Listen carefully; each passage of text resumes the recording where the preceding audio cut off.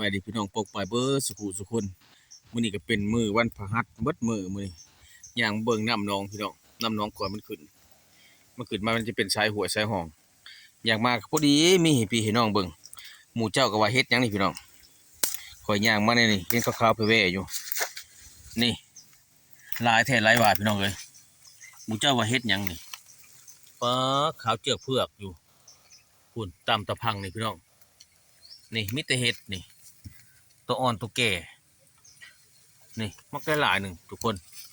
เบิ่งน้ำกันดูนี่แต่ว่าคอยว่าเฮ็ดนี่เขาจะเป็นเฮ็ดหยังเฮ็ดไร่บ่หรือเฮ็ดไผ่เฮ็ดหยังวะนี่คักเลยพี่น้องทุกคนมาเบิ่งดูนี่ปลาหลายดีนี่เข้าไปแห้งหลายคักโอ้ตัวพูดอยู่ตะพังกูก็ได้หลายเลยพี่น้องนี่โอ้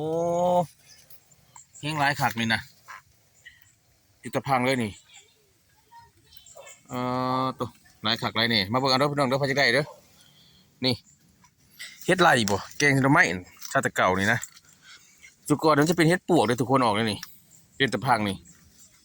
จะเป็นเฮ็ดปวกหมู่หนึ่งปุ่นนะข่อยเก็บปีกายนี่แต่ปีนี้เฮ็ดปวกบ่ออกไหมออกแต่เฮ็ดอันนี้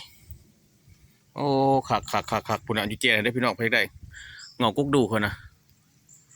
บรรยากาศ